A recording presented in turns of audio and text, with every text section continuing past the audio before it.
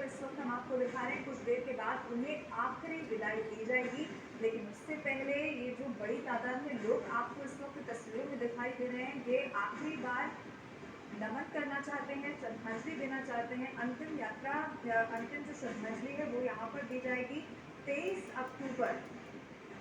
उनका घर जाने का कार्यक्रम था, वो घर अपने जाना चाहते थे। अब माना ये जा रहा है, जो जानकारी अभी तक की सामने आई है वो ये कि जिस नए घर में शिफ्ट होना चाहते थे, वहीं दरअसल जो अंतिम यात्रा है उसकी शुरुआत यहाँ पर की जाएगी।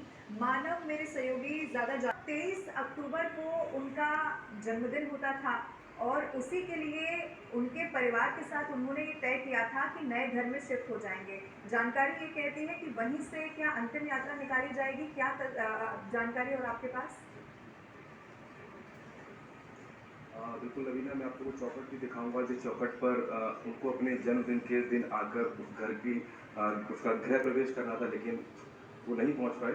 और लेकिन उससे पहले आपको ताज़ा अपडेट दे दूँ, ये वो तस्वीर मैं आपको दिखा रहा हूँ। आशीष गौचर जिनको अंतिम विदाई देने के लिए, उनकी अंतिम यात्रा के लिए जो तमाम इंतजाम होते हैं राजकीय सम्मान के तहत, वो यहाँ पर किए गए हैं। पानीपत का टीडीआई सिटी वो इलाका जहाँ पर उन्होंने अपना नया घर बनाया था, तो सेना के तमाम बड़े अफसर यहाँ पर हैं, प्रशासन के तमाम बड़े चेहरे यहाँ पर हैं। और लेकिन कुछ चेहरे ऐसे हैं जो आशीष को अब तक नहीं जानते थे, लेकिन अब जब वो भारतीय माँ का वीर सपूत जब शहीद हुआ है, तो जो लोग नहीं भी जानते थे वो अंतिम दर्शन के लिए, श्रद्धांजलि देने के लिए उस बेटे के पास पहुंचे। ये तस्वीर आप देखिए, और ये तस्वीर खुद बयां करती है कि आंखें नम जरूर हैं, लेकिन गर्व है उस बेटे को खोने पर, और पूरी शान के साथ उसकी आज यहाँ विदाई होनी है। रो रो कर उनके माता पिता का बुरा हाल है। 2 दिन से हम यहाँ पर मौजूद हैं। कभी उनके घर कोई पहुँचता है तो लिपट कर उनके पिता रोने लगते हैं। और ये वो एक जज्बा होता है एक सिपाही का, एक जवान का, जो फौज में बचपन से जाने के सपने देखता है। कहीं ना कहीं आशीष अब उन तमाम युवाओं के लिए प्रेरणा बनेंगे, उन तमाम युवाओं को प्रेरणा देंगे जो फौज में जाने का सपना देखते हैं।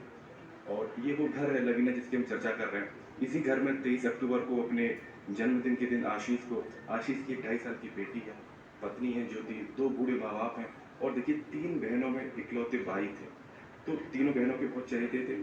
और इस घर में उनको गृह प्रवेश करना था अपने जन्मदिन के दिन 23 अक्टूबर को, लेकिन जैसा कहते हैं कि नियति को शायद कुछ और ही मंजूर था। उसी से पहले वो शहीद हो गए और देश के नाम कुर्बान हो गए। तो सभी लोग उनके अंतिम दर्शन के लिए यहाँ पर पहुँचे हैं, और बाकायदा श्रद्धांजलि उनको यहाँ पर दी जा रही है। और थोड़ी देर के बाद उनको पूरे राजकीय सम्मान के साथ उनको अंतिम विदाई दी जाएगी। यहाँ से तकरीबन 5 किलोमीटर दूर उनका पैतृक गांव है बिंजौल, और उसी गांव में जहाँ पर वो पले बड़े